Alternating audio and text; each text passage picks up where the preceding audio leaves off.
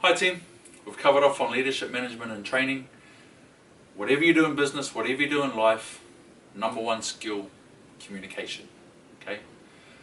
Right at the start, what I stand for is the belief that the greatest power that we possess is how we make another human being feel, feelings, emotions. Okay? And I've carried that from the dark side of life, bring it into the light, into corporate, across into leadership management and training. Alright? Because words are powerful, alright, extremely powerful, from when we're kids all the way through to when we're adults. A point to note, we're here doing corporate training. We've all got lives, okay? We've all got private lives and things going on outside of work. Okay, so I take this subject very seriously. We can have a lot of fun with it later, but you need to understand the power that words have. So, every person's words control another person's thoughts, feelings and behaviours. Okay?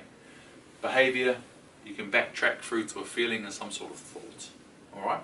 And that's what communication is. It's the ability to, if we make it really simple, get the idea that's in your head to be the same idea that's in someone else's head. And it's the same. Okay? But it's the manner in which you do that. Okay? This is where we talk about leadership management and training. How you communicate to someone and how that makes them feel will 100% dictate the effectiveness of that result. And you can do it with your kids, you can do it with family, workplace, how you treat your employees. Alright, so if I say to my staff, right guys, we're going to start off today, I've got a whole lot of good news. So already it's shaping a thought into a good feeling, and hopefully I'm going to get a good behaviour, okay? So it's really simple in concept, very, very difficult to articulate because we deal with this stuff. Okay, so when I went from the military, we had our own language and our own vocabulary that we knew. Wasn't very many words involved. Okay, we directly accessed those feelings to get those behaviours that we wanted.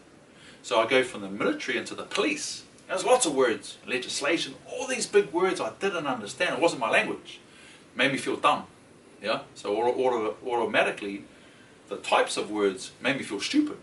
Well, I'm a pretty smart guy, but when I walked in something I didn't know, the great thing about police college was it was that safe environment that I talked to you about earlier in the training side of things. You had the freedom to, to be yourself, and it was safe to, freedom to fail, freedom to ask questions, freedom to challenge the instructor. But communication, there's all these words, alright? We talk about active listening and paraphrasing. We use communication for negotiation and conflict de-escalation. And when I was learning this in the police, you knew if it was effective or not. You say one thing one way and everything works out well. You say the same thing in a different way, you get punched in the face, somebody gets hurt, right? So I had a crash course in communication, going from the military to the police, going out there on the street. And then when we're going through interviewing and recruiting, all the way through to performance appraisals, you need communication skills. But unless you know the language to speak, and you know someone's personality type and intrinsic drivers, you don't know if your communication is going to be effective or not. You put a cultural spin on that, then we start talking about intercultural, corporate communication. Okay?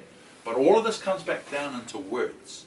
So when I went from the military into the police, I invented a card game to take all of this, based on this, and I turned it into a card game that I played in my head.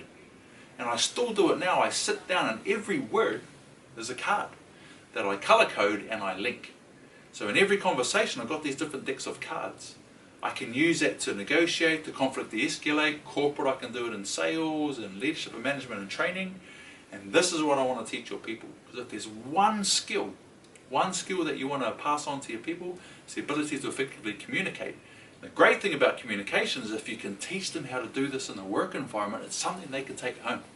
It's something they can take home to use with their spouses and their kids and other people they interact with. So I invented this because I was a soldier who became a police officer that did not understand these big words. And it made me feel dumb. So I invented this card game that made me very effective at this. I had an excellent reputation as a good communicator. When books like Verbal Judo and all those other things came out, they were following these principles. I wasn't smart enough in my own mind to understand this language. And most leaders, managers and trainers, if they do something wrong, I can guarantee it's the manner in which they communicate it, because it affects how people feel. So one of my favourite things to teach your organisation is a communication workshop. And we have a lot of fun, we get into it and practice it. And using this card game, it's just phenomenal for gaining understanding to help other people and manage conflict within the workplace. Okay, gives people an extreme amount of value when you communicate in the right manner. Talk to you soon.